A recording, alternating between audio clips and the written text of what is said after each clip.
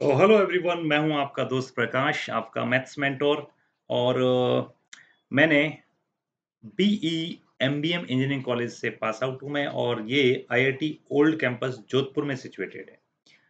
और मैं पिछले अप्रोक्स 15 इयर्स से टीचिंग लाइन में हूं, और मैंने अप्रोक्स 10,000 के आसपास एस्पिरेंट्स को, जो कि जेई मेंस और एडवांस के लिए प्रिपेयर करते हैं, या फिर एनडीए है या डिफेंस एग्जाम्स के लिए प्रिपेयर करते हैं, और specially for 9, 10th, 11th, 12th जो बोर्ड्स की प्रिपरेशन करते हैं, उन सबको मैं अभी तक मेंटोर कर चुका हूँ।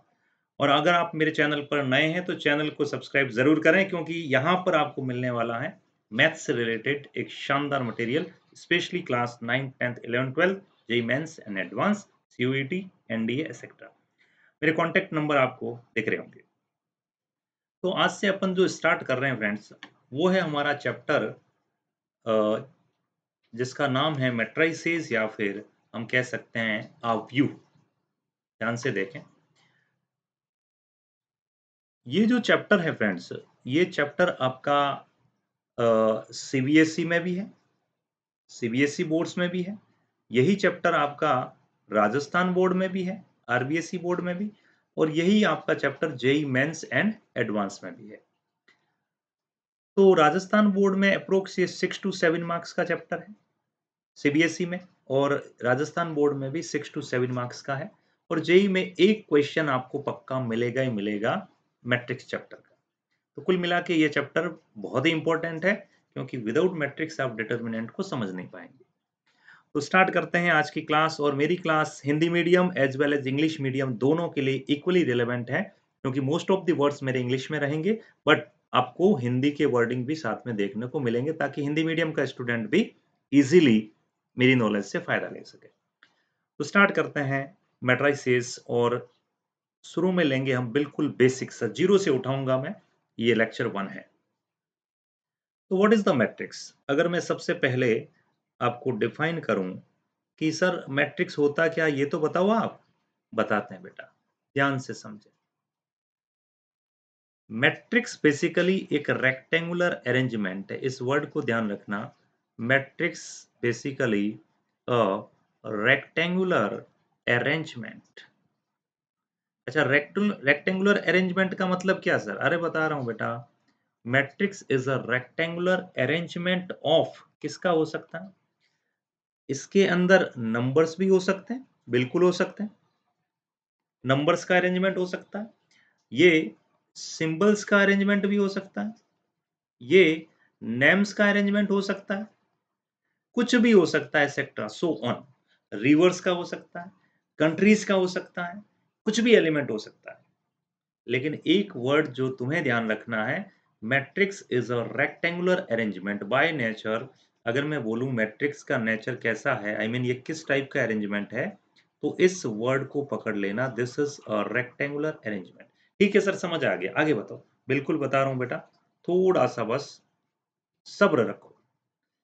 तो अब ये अरेंजमेंट कैसा होता है जरा देखें। Very simple.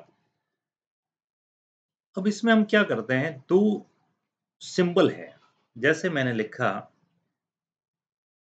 A is equals to, ये एक रेक्टेंगुलर बॉक्स बनाया, देख रहे हो बेटा, ये एक रेक्टेंगुलर बॉक्स बनाया। इस रेक्टेंगुलर बॉक्स में मैंने लिख दिया 1 2 3 4 5 6, कुछ भी लिख दूं, या यहाँ लिख दिया 2 1 एंड 2, ऐसे लिख दिया मैंने। मैंने ऊपर क्या लिखा? Matrix is a rectangular arrangement.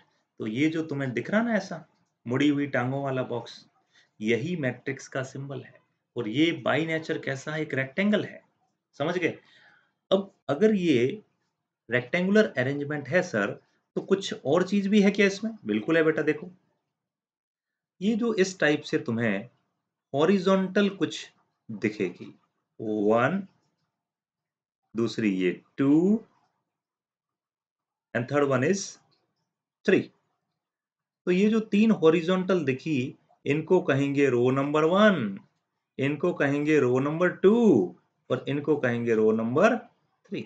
ये बात समझ गए? बेहद बढ़िया। तो सर कुछ कॉलम वॉलम भी कुछ होते हैं? बिल्कुल होते हैं बेटा, रुक जा, तो बस रुक जा। ये ले बेटा, ये ले, ये रहे कॉलम। ये जो इस टाइप से आपको वर्टिकल स्ट्रिप दिख रही है, इसको बोलेंगे कॉलम नंबर 1, ये सेकंड वर्टिकल स्ट्रिप को बोलेंगे कॉलम नंबर 2 और थर्ड वर्टिकल स्ट्रिप को बोलेंगे हम कॉलम नंबर 3। तो इसका मतलब सर इसमें रोज कितनी हुई? तुम बताओ। इसमें तो रोज 3 हुई। सर इसमें कॉलम कितने हुए? इसमें कॉलम्स हुए आपके 3। तो फिर 3 और 3 भी कुछ मिलके बोलेंगे। बिल्कुल बोलेंगे बेटा। इसको बोला जाता है order, order of the matrix. यानी मैं इस मैट्रिक्स के यहाँ साइड में लिखूंगा 3/3। तो पहली चीज जो अब इस स्लाइड से आपको समझनी है और वो क्या है बेटा जी? वो है ऑर्डर। ऑर्डर कह दो या हिंदी में इसको कहते हैं कोटि। गोटी नहीं, कोटि। ऑर्डर, ऑर्डर का मतलब होगा number of rose multiplied by number of columns. Number of rose multiplied by number of columns. तो इस मैट्रिक्स का ऑर्डर क्या हुआ सर फिर? अरे देखो ना बेटा, इस मैट्रिक्स का ऑर्डर कितना हुआ? अरे भाई 3 ही तो रो है और 3 ही तो कॉलम है। तो सर 3/3 क्यों लिख रहे हो इसको? अब सीधा 9 क्यों? क्या आपको मल्टीप्लाई नहीं आता है? आता है बेटा, तुमसे पहले आता मल्टीप्लाई, लेकिन ऑर्डर को हम 3/3 ही लिखेंगे। जैसे थार आती है ना, थार 4/4, तो वे 16 क्यों नहीं करते? इसी तरह से ये जो ऑर्डर है वो इसी फॉर्मेट में लिखा जाता है। किसी भी मैट्रिक्स के ऑर्डर को number of rose into number of columns के इसी स्टाइल में लिखा जाएगा। अच्छा, तो सर अगर मैं मल्टीप्लाई कर दूं तो फिर क्या कोई मैं गड़बड़ कर दूंगा? नहीं, गड़बड़ कुछ नहीं करेगा बेटा। अगर तूने मल्टीप्लाई कर दिया, किसका? 3/3 9 लिख दिया, तो वो हो जाएंगे एलिमेंट्स। किसी मैट्रिक्स में कितने एलिमेंट्स मौजूद होंगे वो इनका मल्टीप्लिकेशन बताएगा। बोले तो कितना? 9।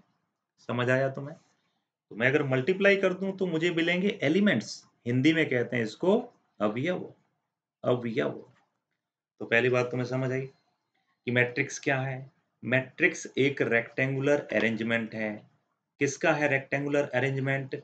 कि सर कुछ रोज होगी, कुछ कॉलम्स होंगे। जो हॉरिजॉन्टल है वो रो, जो वर्टिकल है वो कॉलम। क्लियर? अब इस मैट्रिक्स में कितनी रोज हैं? देयर आर 3 रोज।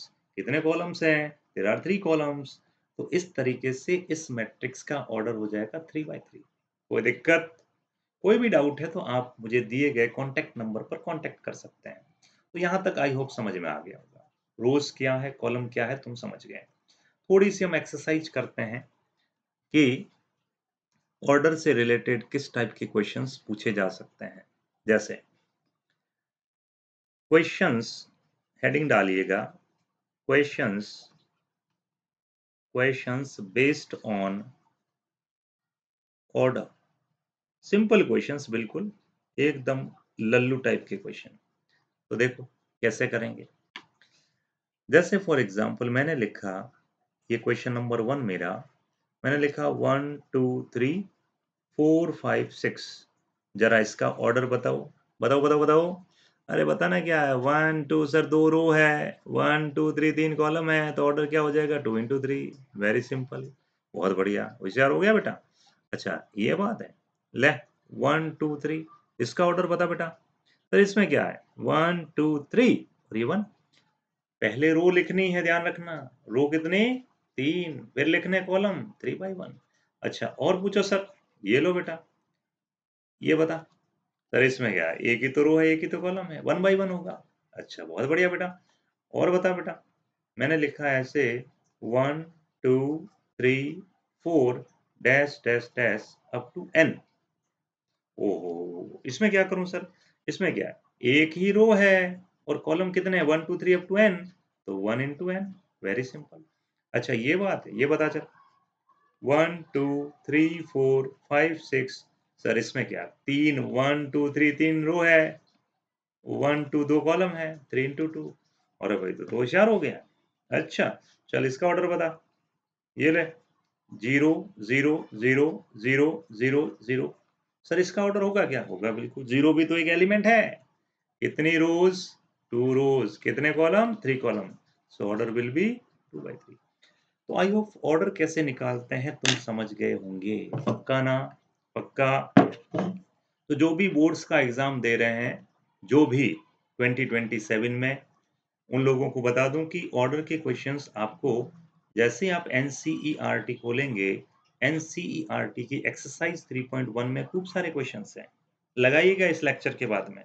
और साथ में एक बुक और लानी, चाहे तुम राजस्थान बोर्ड के हो चाहे तुम सीबीएसई बोर्ड के हो, तुम्हें एक और बुक लानी है, एग्जाम आइडिया करके, क्योंकि इससे हम और प्रैक्टिस करेंगे। फिर राजस्थान बोर्ड का पेपर तो देखो, ये फुद्दू पेपर है, कुछ है ही नहीं। ये इस साल 2026 का पेपर पड़ा है, सारे क्वेश्चन लगभग एनसीईआरटी से ही है, इतना टफ नहीं है। बट सीबीएसई का paper you know very well, अच्छा खासा पेपर आता है ना।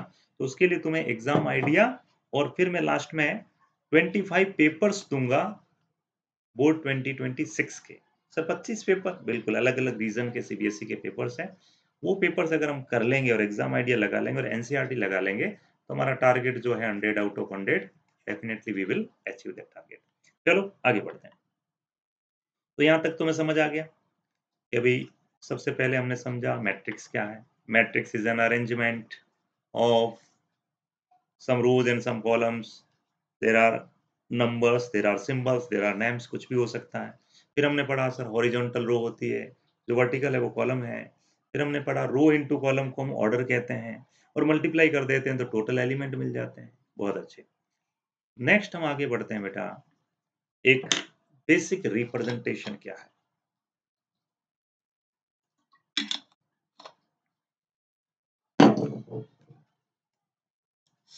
हेडिंग डालें, जो मैं पढ़ा रहा हूँ साथ में नोट करते जाएं, क्योंकि मैं बिल्कुल सिस्टमेटिक वे से पढ़ा रहा हूँ, जैसा तुम्हें स्कूल टीचर या कोचिंग में भी नहीं पढ़ाया जाएगा।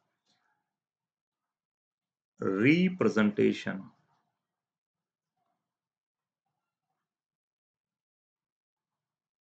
Representation of matrix,